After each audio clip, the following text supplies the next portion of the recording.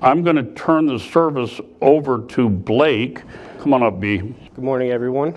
Over the past couple, well, not just days, years, right? Like, it's hard to truly understand who God is from a human being's standpoint.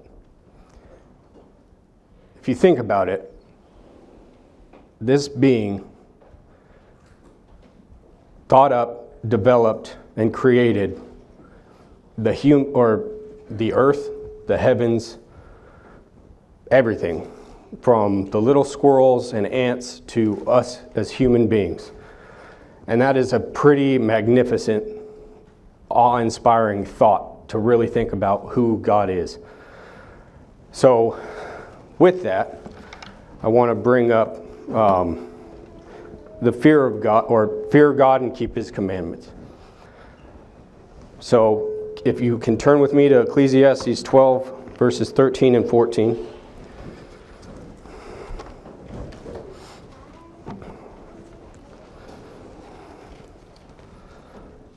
Ecclesiastes 12, 13 and 14.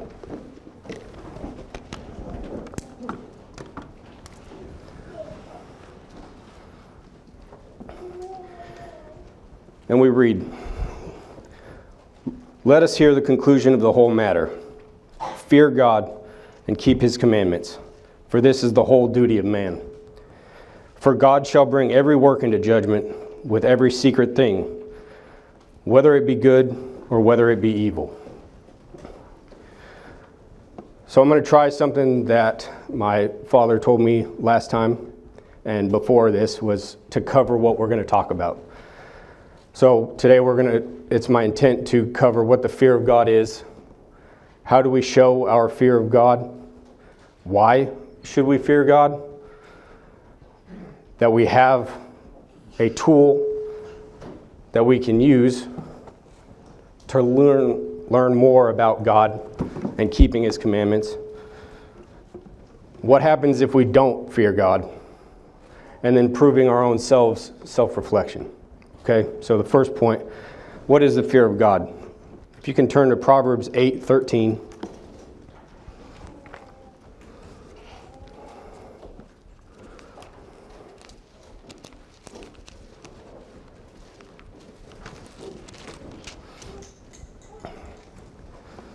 Proverbs 8:13, and we read, "The fear of the Lord is to hate evil, pride and arrogancy, and the evil way, and the froward mouth do I hate."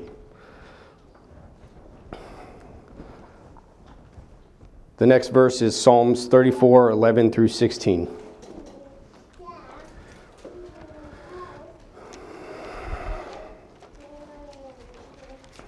Psalms 34:11 and 16.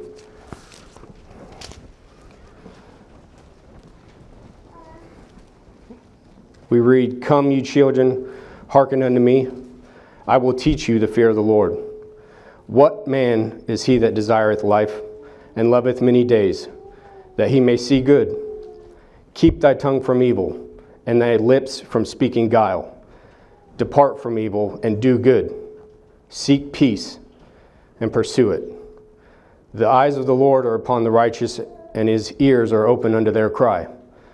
The face of the Lord is against them that do evil, to cut off the remembrance of them from the earth."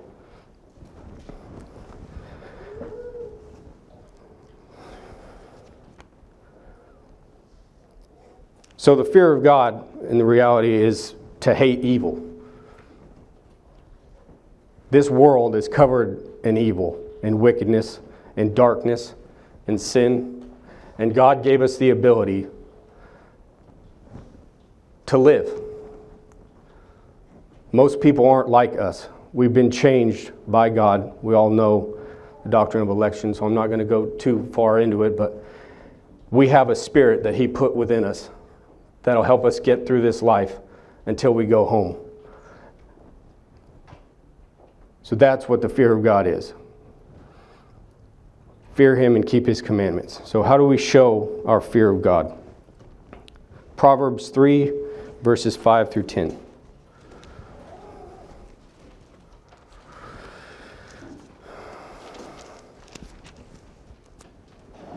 Proverbs 3, verse 5. Trust in the Lord with all thine heart, and lean not unto thine own understanding. In all thy ways acknowledge him, and he shall direct thy paths. Be not wise in thine own eyes, fear the Lord, and depart from evil. It shall be health to thy navel, and marrow to thy bones. Honor the Lord with thy substance, and with the firstfruits of all thine increase. So shall thy barns be filled with plenty, and thy presses shall burst out with new wine. This substance and this first fruits of all thine increase, it's not just financial, right? It's easy to go that route with it, but if you think about it, when you are just waking up or when you're going to bed, if you spend time reading the Bible, starting off with Proverbs, the day of the week, you read that chapter, your day gets a little bit easier, it seems like. The more time that you spend in His Word, the more you understand, the more your spirit is strengthened, and the better your life gets. But if you're not doing the things that God asks you to do, it's almost torturous and can be at some points. If you come to church once a year, we'll say, and don't read the Bible at all during that time, or watch any of the sermons on YouTube, or study on your own, you're in for a world of hurt. Believe me, I've been there before, and I'm thankful that God has put me in this position that I'm in today. All right, next verse is James 4, 7 through 8.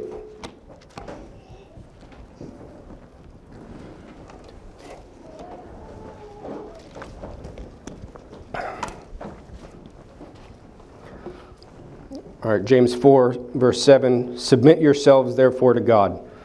Resist the devil, and he will flee from you. Draw nigh to God, and he will draw nigh to you. Cleanse your hands, you sinners, and purify your hearts, ye double-minded.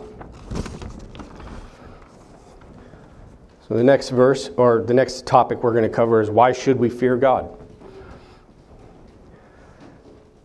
2 Timothy 1, verse 9.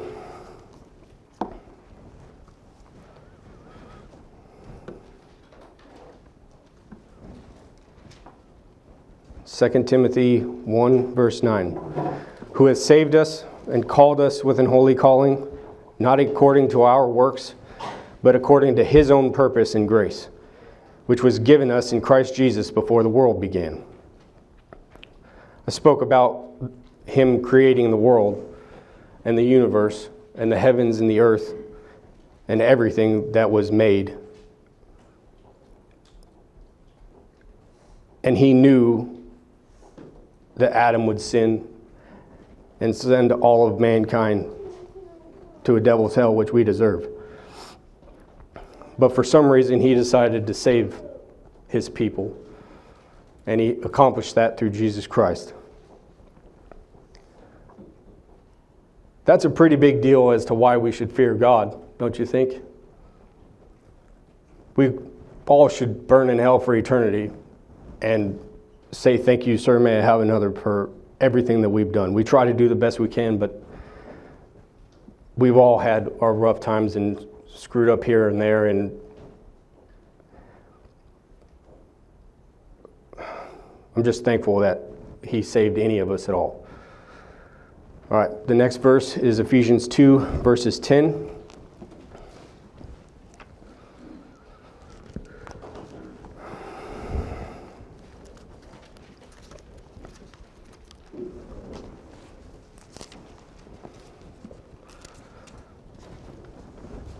Ephesians 2, verse 10.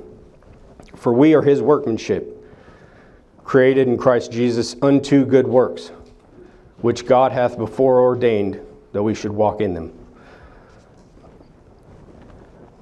Good works.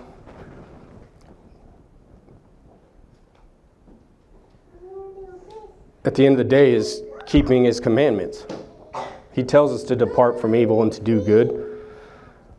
How else are we going to understand what good works truly are? Because if you think about us as human beings, without the Word of God, we don't know truth. We only know wickedness. By our core, we're wicked. So we need to pay our attention to the Word and study the Word so that we can grow and have a little bit more peace in this life. 1 Peter 2, verses 9.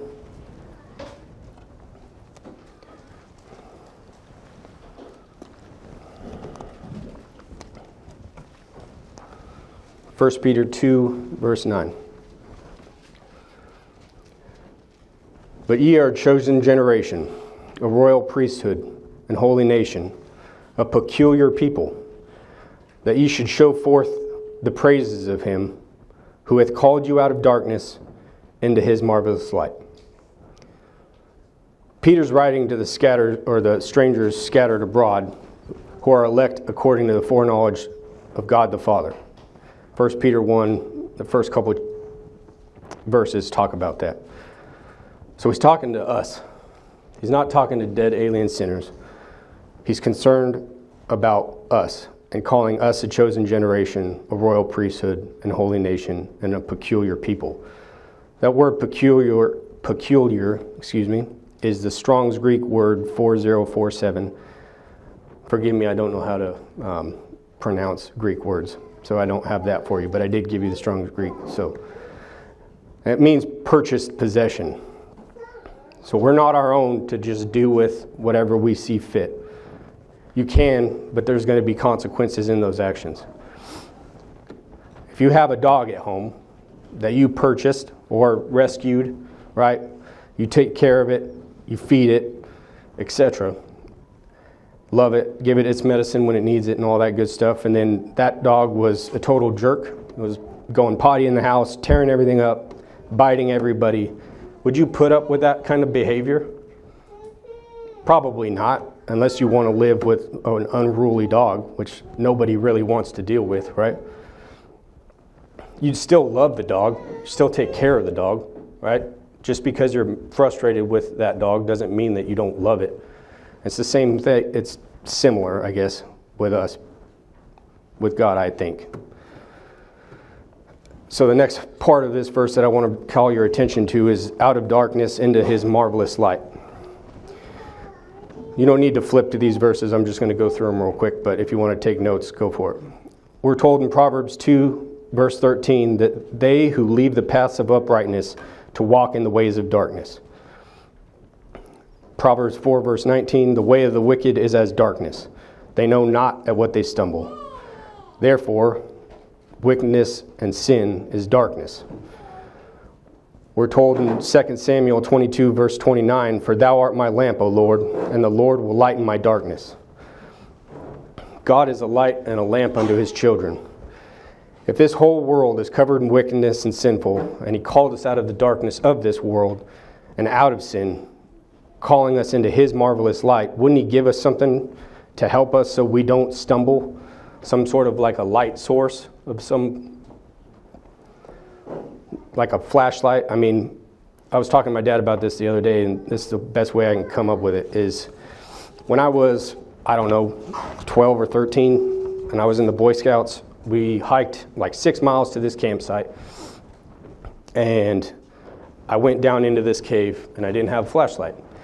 And I don't remember if I heard a bat, or I thought I heard a bat, or I thought a bat touched me or something like that, but it scared me and I ran away, right? All I could see was light ahead of me, and I tripped, and I bashed my knee and my hand, and the rest of the weekend kind of sucked for me. But had I had a flashlight, maybe that would have at least given me a direction to run in and not, or I could have just looked to see there's no bat to begin with. But anyway, this is his light source. This is his lamp. If we don't take the time to spend reading his word, because there's so much in this that over 150 years of preaching, if somebody lived that long and started at the age of 1, still couldn't cover everything. So it's incumbent upon us to do our own studying so that we can grow as well.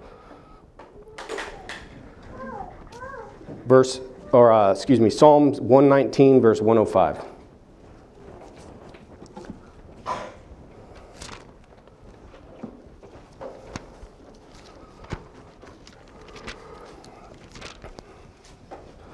Psalms 119, verse 105.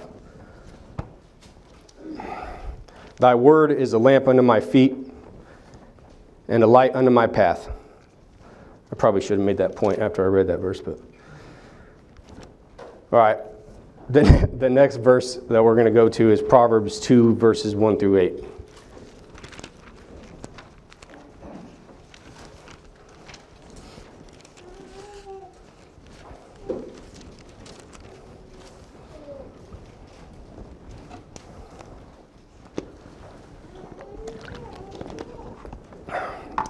Proverbs 2, 1 through 8. My son, if thou wilt receive my words and hide my commandments with thee, so that thou incline thine ear unto wisdom and apply thine heart to understanding, yea, if thou criest after knowledge and liftest up thy voice for understanding, if thou seekest her as silver and searchest for her as for hid treasures, then shalt thou understand the fear of the Lord and find the knowledge of God.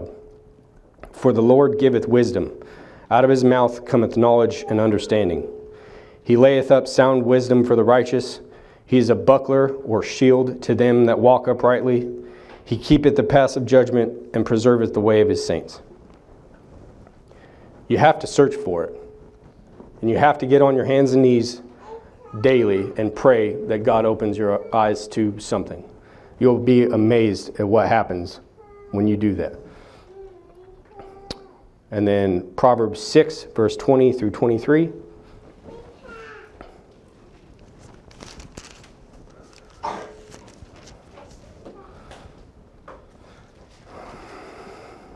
Proverbs 6, verse 20, and we read, My son, keep thy father's commandment, and forsake not the law of thy mother. Bind them continually upon thine heart, and tie them about thy neck. When thou goest, it shall lead thee. When thou sleepest, it shall keep thee. And when thou awakest, it shall talk with thee. For the commandment is a lamp, and the law is light, and reproofs of instruction are the way of life. Reproofs, that word in the Strong's Hebrew is number 8433. It means chastisement, correction, refutation. So, the reproofs of instruction are a way of life. When we get chastised, there's a reason for it. Maybe we're doing something we shouldn't have been doing. Maybe we've been doing it for way too long and God's fed up with it. But at some point, you will be chastised. I can't remember the verse off the top of my head, but I can't flip to it. Sorry about that. All right, no, I need it. I'm using my technology, I'm sorry. Real quick, I just want to touch base on this verse. I don't want to misquote it.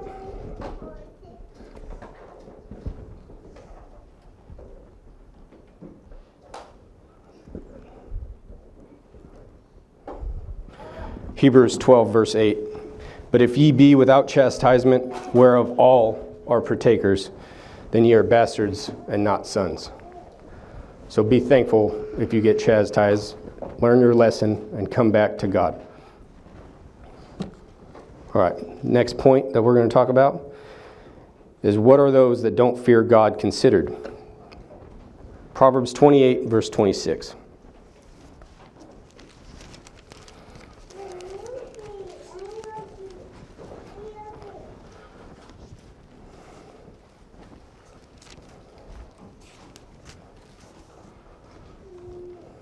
Proverbs 28, verse 26.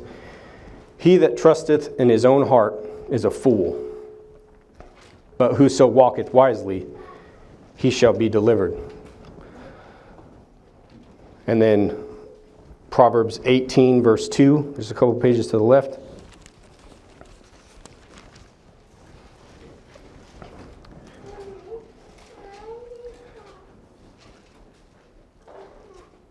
A fool hath no delight in understanding, but that his heart may discover itself. Notice what God says about fools. They trust in themselves. They read various books and come up with their own ideas on why we are the way that we are. Their own wants, their own desires, their own idols, whatever those are. Instead of looking to God out of fear and submitting himself or herself to God for his guidance in their life. The next part is a warning to God's children that do not read or obey his word. Proverbs 1 verses 22 through 23. Or, 33. This one's a longer passage, so I couldn't quite get all of it without reading all of it, though. Proverbs 1 verse 22. How long, ye simple ones, will ye love simplicity? And the scorners delight in their scorning, and fools hate knowledge. Turn you at my reproof. Behold, I will pour out my spirit unto you. I will make known my words unto you. Because I have called and you refused, I have stretched out my hand and no man regarded. But ye have set at naught all my counsel, and would none of my reproof. I also will laugh at your calamity. I will mock when your fear cometh. When your fear cometh as a desolation, and your destruction cometh as a whirlwind, when distress and anguish cometh upon you, then shall they call upon me, and I will not answer. They shall seek me early, but they shall not find me. For that they hated knowledge and did not choose the fear of the Lord. They would none of my counsel. They despised all my reproof. Therefore shall they eat of the fruit of their own way, and be filled with their own devices. For the turning of the way of the simple shall slay them, and the prosperity of fools shall destroy them. But whoso hearkeneth unto me shall dwell safely, and shall be quiet from fear of evil.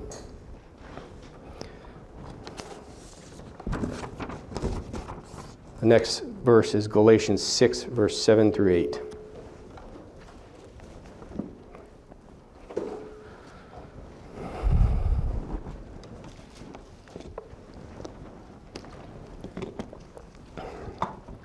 Galatians 6, verse 7. Be not deceived. God is not mocked. For whatsoever a man soweth, that shall he also reap. For he that soweth to his flesh shall of the flesh reap corruption, but he that soweth to the Spirit shall of the Spirit reap life everlasting. Now this verse isn't talking about eternal salvation, because we already have eternal salvation. We already know that's done with. But this is our temporal life. The best way for us to understand what we're supposed to do, to fear God and keep his commandments, is to study his word and learn, and then do what he tells you to do. If you do that, you'll grow and continue to grow and be at more at peace with yourself each day. All right, so I've got 2 more verses and then we'll wrap this up. Galatians 6, verses 4. Oh, not that far. But let every man prove his own work, and then shall he have rejoicing in himself alone and not in another. And then 2 Corinthians 13, verse 5.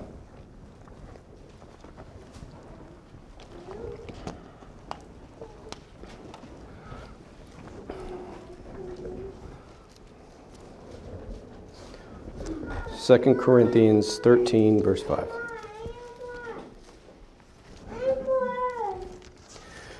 Examine yourselves whether ye be in the faith. Prove your own selves. Know ye not your own selves how that Jesus Christ is in you, except ye be reprobates? God put his Spirit within us. There is we have a desire to serve him whether we know it or not. We're extremely lucky to even be able to understand the doctrine or have found the doctrine to begin with. So be thankful for that and do your duty as a man or woman and serve God and keep his commandments. So what did we cover? We covered what the fear of God is. How do we show our fear of God? Why should we fear God? We have the gospel, our lamp and our light source to help us grow and fear God. What happens when we don't fear God, and then proving our own selves.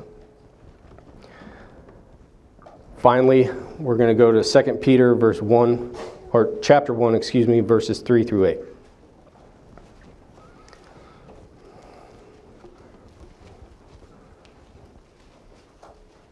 Second Peter 1, verse 3.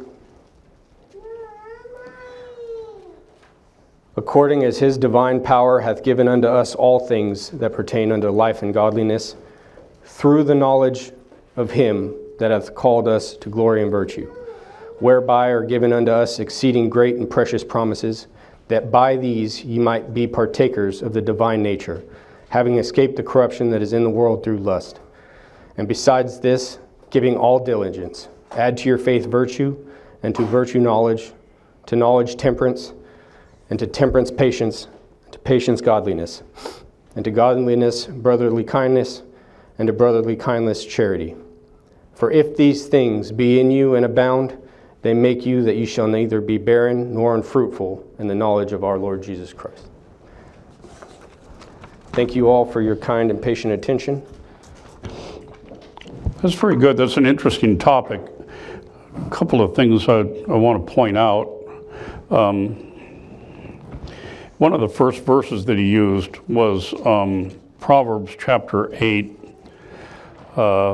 and verse, 13.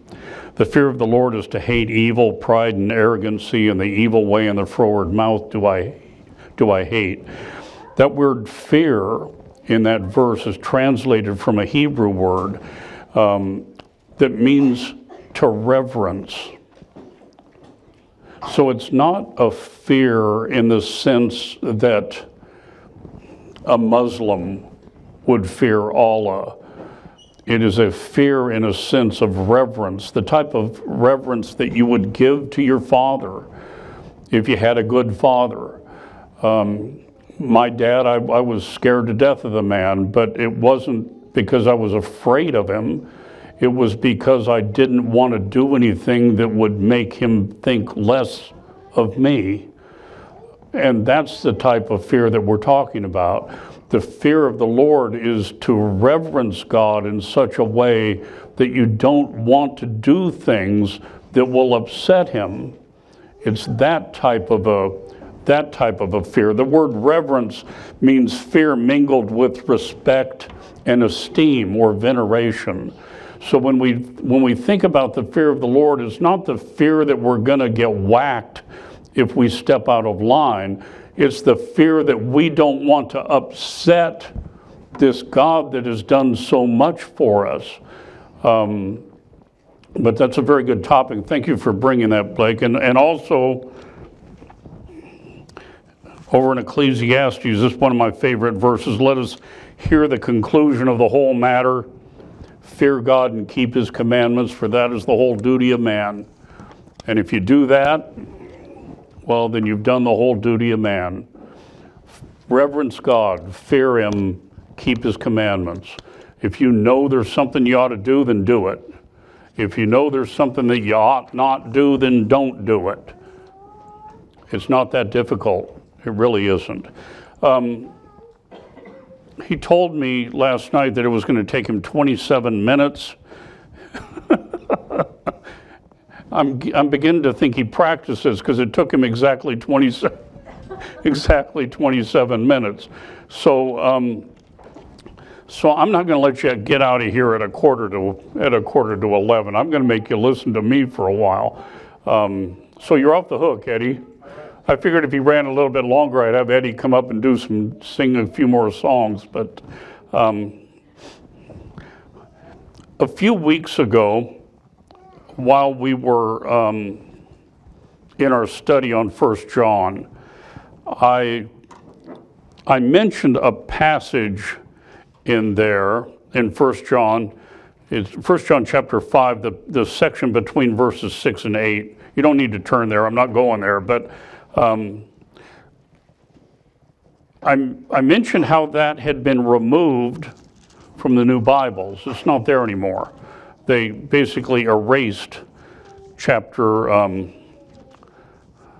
verse 7. And I went into an explanation as to why. This morning I'm going to briefly go over another passage that's been removed, or at least highlighted or footnoted in the new Bibles, which is one of the most famous stories in the Bible, and yet since Origen didn't like it, and since some of those guys didn't like the story, they left it out. If you go, one version of the NIV that I looked at, it took this entire passage and put it in italics with a note that says it's not in the best, oldest, and best manuscripts. I'm referring to what's known as the Pericope de Adultery, or the story of the woman taken in adultery. Now, we've all heard this story. It's found over in John chapter, it begins at John chapter 50, or John chapter 7, beginning at verse 53, and then goes down through John chapter 8 and verse 11. So let's read that. It's kind of an odd place to chunk it out. Now, remember though that we didn't have verses in the Bible until, or numbered. They didn't start numbering them until sometime in the 1500s. So way, way back, this was just written like a letter. So you might have a new paragraph where they would indent it, but for the most part, it was just written like a letter. So we didn't have the verse numbers there. So, but the area that they sliced out begins at the end of chapter 7, where it says, "And every man went into his own house." Jesus went unto the Mount of Olives. This is verse 8, or chapter 8. "And early in the morning he came again into the temple, and all the people came unto him, and he sat down and taught them. And the scribes and Pharisees brought unto him a woman taken in adultery. And when they had set her in the midst, they say unto him, Master, this woman was taken in adultery in the very act. Now Moses in the law commanded us that such should be stoned, but what sayest thou? This they said, tempting him, that they might have to accuse him. But Jesus stooped down, and with his finger wrote on the ground as though he heard them not. So when they continued asking him, he lifted up himself and said unto them, He that is without sin among you, let him first cast a stone at her. And again he stooped down and wrote on the ground. And they which heard it, being convicted by their own conscience, went out one by one, beginning at the eldest, even unto the last. And Jesus was left alone, and the woman standing in the midst. When Jesus had lifted up himself and saw none but the woman, he said unto her, Woman, where are those thine accusers? Hath no man condemned thee? She said, No man, Lord. And Jesus said unto her, Neither do I condemn thee. Go and sin no more. Now, why do you suppose that would be a problem for Bible scholars? Why would they have an issue with that? Well, first off, their lack of ability to understand the Bible to begin with. The forgiveness which Christ bestowed upon this adulteress is contrary to the conviction of many that he should have punished her, that he should have stoned her. And we're going to examine that in just a second. So this story seems to offer too many inexplicable contradictions for Bible scholars in order to understand or wrap their head around. They can't understand. They can't understand how Christ could just let her go like this. The law says stone her, so why didn't you stone her? Of course, it's Pharisees that want to stone her, but still, how in the world could he let her go like this? So they don't think it belongs in the Bible. They don't think the story belongs in the Bible. One of the points that we've made, and Blake made this point without even realizing it today. Did you notice how many times in the book of Proverbs it would begin by saying, my son, do this, my son, do that. You have to be a child of God to understand God's script. The Bible's written to God's children. It's not written to lost people.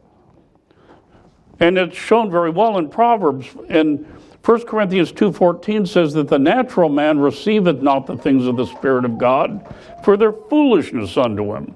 Neither can he know them, for they're spiritually discerned.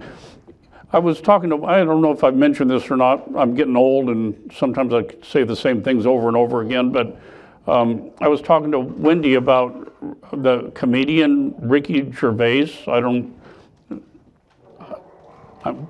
And if you ever watch him and his attitude towards God, you will see that it's foolishness to him. The whole idea of being, it's a perfect picture of what God says in 1 Corinthians 2:14, that this is absolutely foolishness to those folks. They don't get it at all. We're told in John chapter 8 and verse 43, Jesus speaking to Pharisees, he says, why do you not understand my speech? Even because ye cannot hear my words. And in verse 47, he says, he that is of God heareth God's words, ye therefore hear them not, because you're not of God. Folks, most of these Bible scholars are not of God. And you can tell because they clearly do not understand the Bible.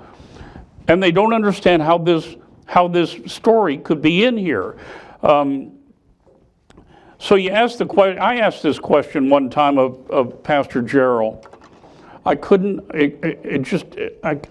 fathom why someone would want to spend their life in a dusty library looking at these books and being involved in theology if they weren't children. Why would you do that? And he pointed out a couple of things to me. One is ego. One reason is ego. Go talk to one of them. Some of these guys have an incredible ego. They really think they're something. And you know why? They've been told from the time they were knee-high to a grasshopper, when they decided they wanted to be a preacher, that they are the link between humankind and God. And if they don't get out there and do the work, they're going to send people to hell. That's how important you are. Well, that's not true. It's not what pastors do. But they think that's what they do. And they think that without them, you'll never make it to heaven. And they do their best to convince people that without me, you ain't going to get there.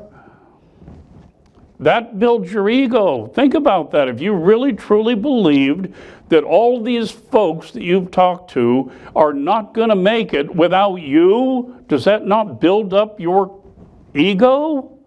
And so that's part of it. Another part of it is money. What Conrad Gerald asked me that day when I asked him this question, he said, how many people do you know in the oil business? Because there's a lot of money in the oil business. Now, Wendy and I lived in Bakersfield, California, which is the Midland Odessa of California. So we knew people in oil. In fact, she worked for Arco at the time. So we knew quite a few. But still, his next question was, how many people you know to go to church? There is an incredible amount of money in false religion. These folks know. They went to one of those pretend seminary things out in Buena Park. Kenneth Copeland, Snake Eyes, probably the worst of the bunch, net worth of $750 million. Joel Osteen, net worth of $100 million. Benny Hinn, net worth of $42 million. Rick Warren, net worth of $25 million. Billy Graham had a net worth of $25 million. Franklin Graham, his kid, has a net worth of $10 million. There's a lot of money in false religion. That's another reason. And another reason is pride and glory. Just study the Pharisees. Just look at those guys and you'll see it. All of this leads to something that we refer to as the condemnation of the devil. Look at 2 Corinthians chapter 11.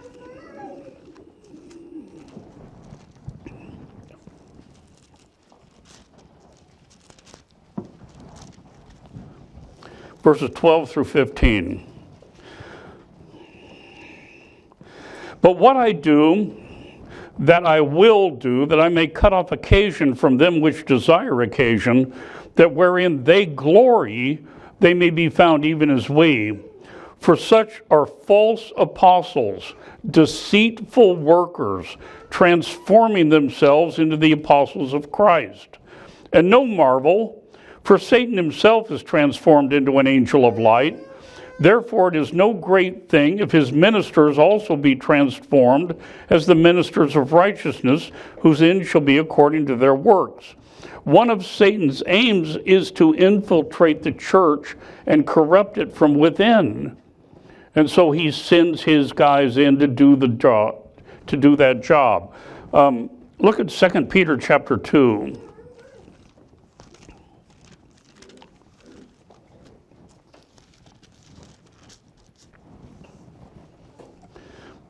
Verses 1 through 3. But there were false prophets also among the people, even as there shall be false teachers among you, who privily shall bring in damnable heresies, even denying the Lord that bought them, and bring upon themselves swift destruction. And many shall follow their pernicious ways, by reason of whom the way of truth shall be evil spoken of.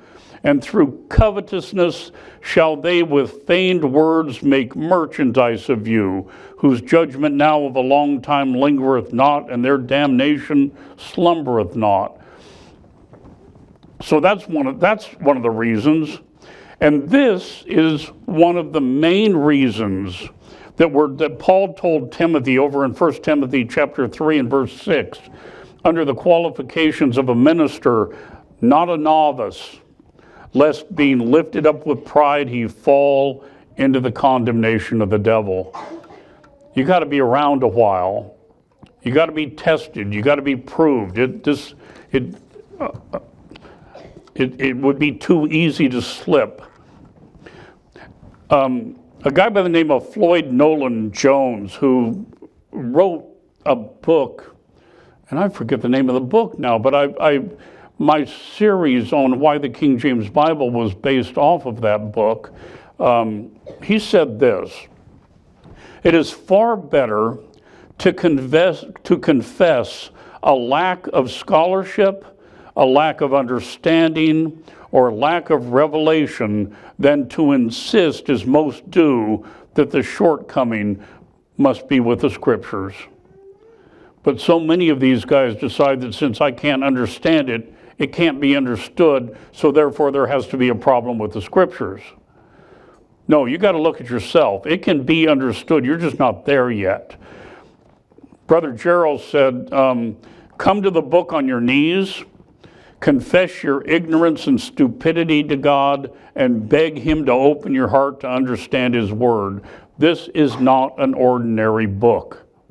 So just because you may not be able to understand it does not mean it can't be understood. God just hasn't given you the understanding yet. Never decide that the book is wrong. The book's not wrong. Okay? So now let's explain this. Let's go back to John chapter 8. We don't need to worry about that last verse when everybody went to his own house. Let's read it one more time and then we'll go through the explanation. Jesus went unto the Mount of Olives, and early in the morning he came again into the temple, and all the people came unto him, and he sat down and taught them. Okay? Bible study, folks. Think about it in this terms. Jesus is holding a Bible study in the temple area. So there's him and there's a bunch of disciples there, and he's holding a Bible. So keep that in your thoughts. And the scribes and Pharisees brought unto him a woman taken in adultery. And when they had set her in the midst, they say unto him, Master, this woman was taken in adultery in the very act. That's important. That's important. Now, Moses in the law commanded us that such should be stoned, but what sayest thou? This they said, tempting him, that they might have to accuse him. But Jesus stooped down, and with his finger wrote on the ground as though he heard them not.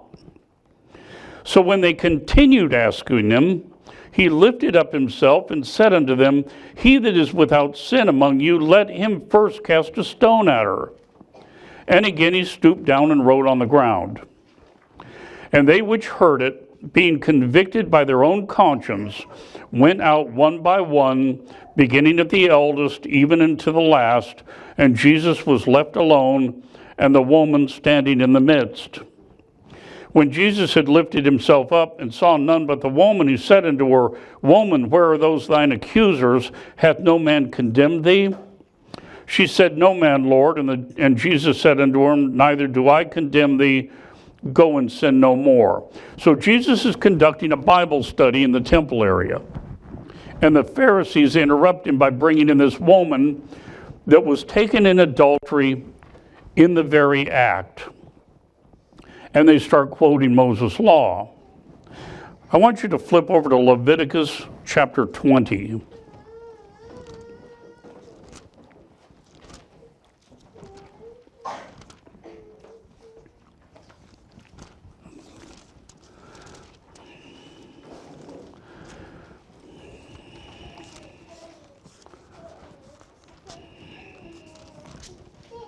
Leviticus chapter 20, we're going to read verse 10.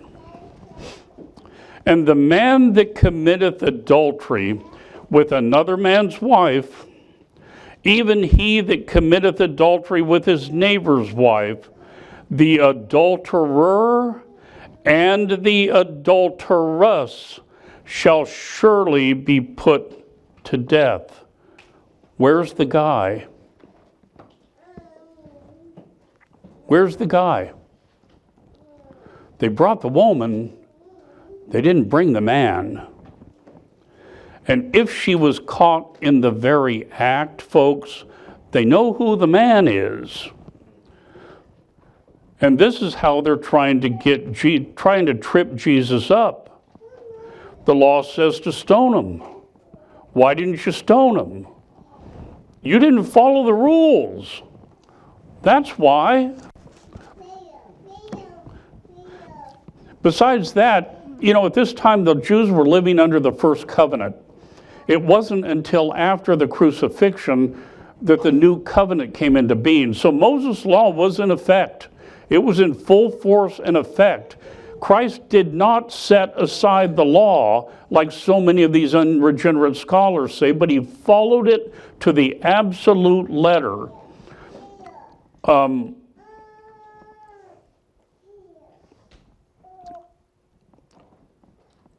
In fact, in verse 7, he says, He that is without sin among you, let him first cast us. He told them, you're without sin, throw the rock at her. He followed the law. Now, an interesting point. The Jews were under the rule of Rome at the time. Rome had taken away capital punishment from the Jews. They'd outlawed it. And adultery in Rome was not a capital offense. So the reason that they wanted, so the Pharisees, had they stoned this woman, they would have been in violation of Roman law, and they would have suffered the consequences, which is why they wanted Christ and his followers to stone the woman. That way they could get rid of them without having to lift a finger, thinking that he was foolish enough to fall into their trip, into that trap. And yet Christ is demanding they follow the very letter of the law. I want you to look at another passage. Look at Deuteronomy chapter 17.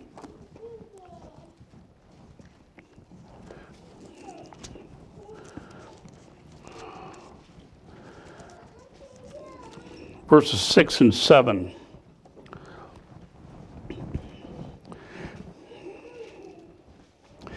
At the mouth of 2 witnesses or 3 witnesses shall he that is worthy of death be put to death, but at the mouth of 1 witness he shall not be put to death. The hands of the witnesses shall be first upon him to put him to death, and afterwards the hands of all the people, so thou shalt put the evil away from among you. So, when Christ says, he that is without sin among you, let him first cast a stone, then you're the witness. And we need at least 2 witnesses. 2 of you are going to have to do this. Now, when he's talking about being without sin, he's not talking about moral perfection, because no one is morally perfect. He's talking about without sin concerning this matter. Those of you that are not false witnesses, those of you that are following the law to the letter, let you be the first ones to cast the stone. Okay?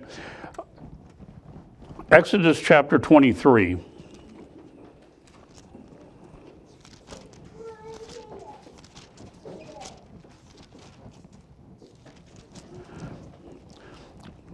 Verses 1 and 2. Thou shalt not raise a false report. Put not thine hand with the wicked to be an unrighteous witness. Thou shalt not follow a multitude to do evil, neither shalt thou speak in a cause to decline after many to wrest judgment. So this call is, and look at verse 7 as well. Keep thee far from a false matter, and the innocent and the righteous slay thou not, for I will not justify the wicked. And again, I have to ask the question, where's the dude? Where's the guy? You've already demonstrated the ability to basically try to defraud the Son of God and get him to walk. Aren't you already a false witness? You're the Pharisees. You're supposed to know this law. You're supposed to know it in and out. And you leave the guy at home? Look at Deuteronomy chapter 19.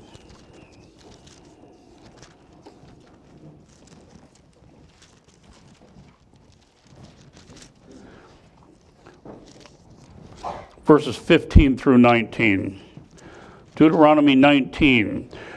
15. 1 witness shall not rise up against a man for any iniquity or for any sin, in any sin that he sinneth, at the mouth of 2 witnesses or at the mouth of 3 witnesses shall the matter be established.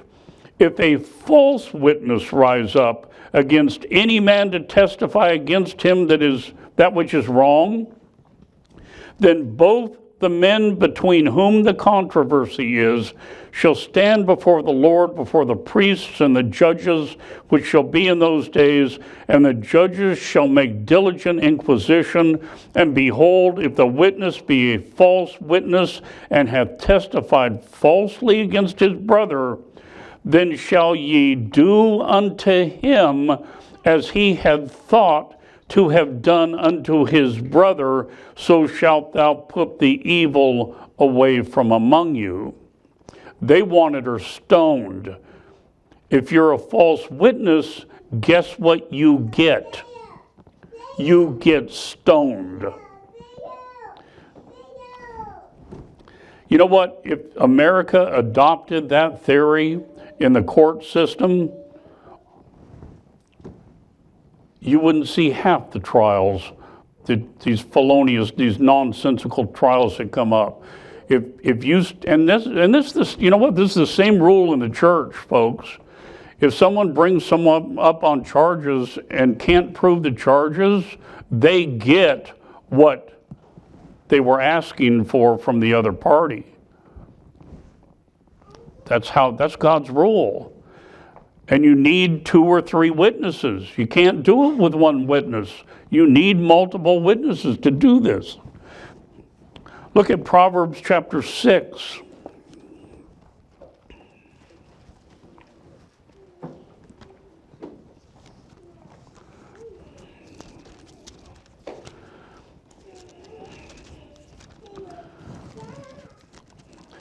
Beginning at verse 16.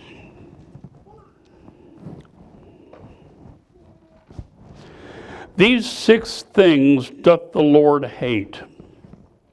Yea, 7 are an abomination unto him. A proud look, a lying tongue, and hands that shed innocent blood, an heart that deviseth wicked imaginations, feet that be swift in running to mischief, a false witness that speaketh lies, and he that soweth discord among brethren. There's the false witness again. So that's what Christ was actually asking. He was looking for the witnesses. Verse 8 says, and again he stooped down and wrote on the ground. Now what Christ wrote on the ground is not recorded. Therefore it's not known. But whatever it was, it had the effect of convicting these men so that they left until they were all gone. The elder left first, probably because he understood what he was writing first. Now, based on this is not doctrine, folks. This is just my opinion. So it's worth what it's worth, which ain't much. It's just my opinion. I think he probably wrote Leviticus 20 to start with and Deuteronomy 19 as the second. And they remembered what those verses said, and so they left. Now, Christ didn't condone the woman's adultery, but at this point in time, he didn't have the authority to be the judge anyway. He had come as a servant. He had taken on human nature. Look at Philippians chapter 2.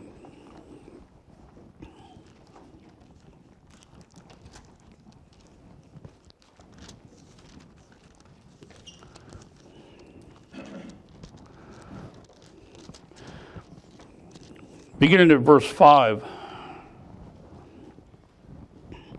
Let this mind be in you, which was also in Christ Jesus, who being in the form of God thought it not robbery to be equal with God, but made himself of no reputation, and took upon him the form of a servant, and was made in the likeness of men, and being found in fashion as a man, he humbled himself and became obedient unto death, even the death of the cross. So at this point, he was the obedient servant. Look also at Hebrews chapter 2. Beginning at verse 5. For unto the angels hath he not put in subjection the world to come, whereof we speak, but one in a certain place testified, saying, What is man, that thou art mindful of him, or the Son of Man, that thou visitest him? Thou madest him a little lower than the angels, thou crownest him with glory and honor, and didst set him over the works of thy hands. Thou hast put all things in subjection under his feet. For in that he had put all things in subjection under him, he left nothing that is not put under him.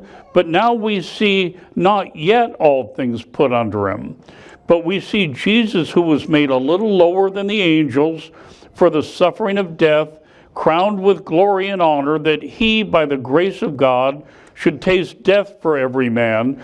For it became him for whom are all things, and by whom are all things, in bringing many sons unto glory, to make the captain of their salvation perfect through sufferings. For both he that sanctifieth and they who are sanctified are all of one, for which cause he's not ashamed to call them brethren. Here we have God that takes on human form and comes down here and humbles himself.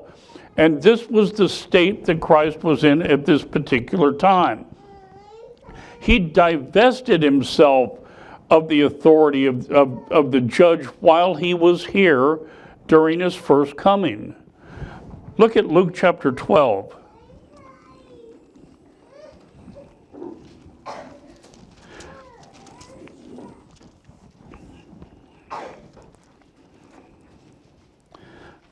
Beginning at verse 13.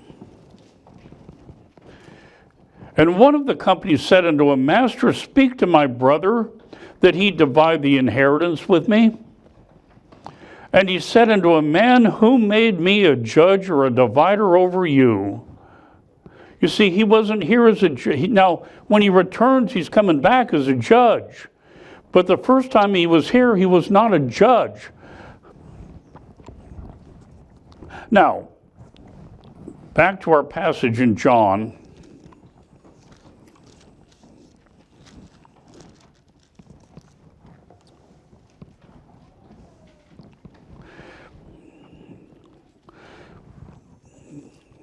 After he'd written, verse 8, after he'd written on the ground the second time, and they which heard it being convicted by their own conscience went out one by one, beginning at the eldest even to the last. And Jesus was left alone, and the woman standing in the midst. When Jesus had lifted up himself and saw none but the woman, he said unto her, Woman, where are those thine accusers? Hath no man condemned thee? She said, No man, Lord. And Jesus said unto her, Neither do I. He asked for witnesses. He didn't get any. They all left. Now there's no witnesses to the crime. He can't justly condemn her without witnesses, without violating God's law. You have to have 2 or more witnesses. So once the intruders and the unbelievers left, Christ dealt with the woman according to the law. Number 1, this was to be dealt with before believers, not unbelievers. Remember, he's holding a Bible study. There are disciples there. This woman has been dragged before her church members and accused of something, and now all the accusers have left. So it's time to deal with it. Look at 1 Corinthians chapter 6.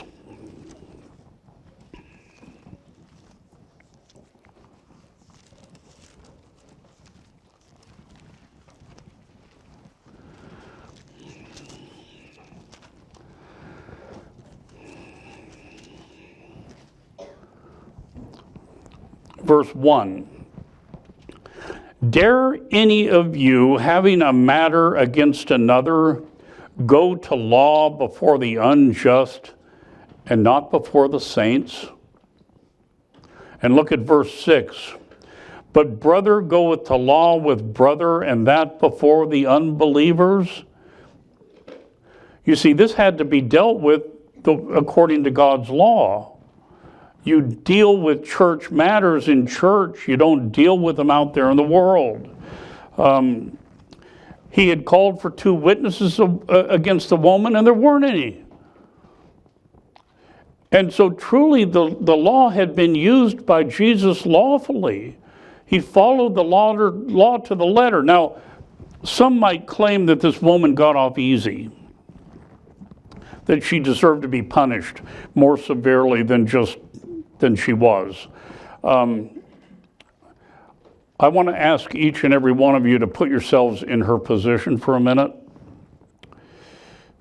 Every one of us has committed sins in our life that we would just as soon keep between us and God and not spread all over the church. We've all done it. We just as soon keep those secret. Now I ask you, this woman was dragged before her local Bible study and accused of being caught in adultery in the very act. I doubt these accusers gave her very much time to make herself presentable. That would not have been in their best interest. So she was clearly disgraced, degraded, disheveled, probably covering herself with no more than a bed sheet, standing before her Savior, standing before her local church group. Here she had failed Jesus so badly by doing this. It's not that she wasn't guilty of the act, it's just that you couldn't prove it according to God's law. And now she's notorious. So while she may not be able to be punished by the law because of a lack of witnesses, that doesn't change the fact that she was punished by her own conscience. And sometimes that's even worse. Also, we don't even know if there were any further ramifications. Venereal disease, pregnancy, loss of a husband, loss of a family as a result of this, loss of a job, depression, guilt. Having one's sins forgiven does not mean that the consequences of the sins are obliterated in this life. Consider the case of David. After his sin with Bathsheba and the murder of her husband, that followed him he was forgiven. He wasn't killed, but that followed him for the rest of his life, as this would follow this woman for the rest of her life. I think she was probably punished well enough. So one of the lessons is, A, we have to follow the law the way the law is written, and if that means that somebody goes free, they go free.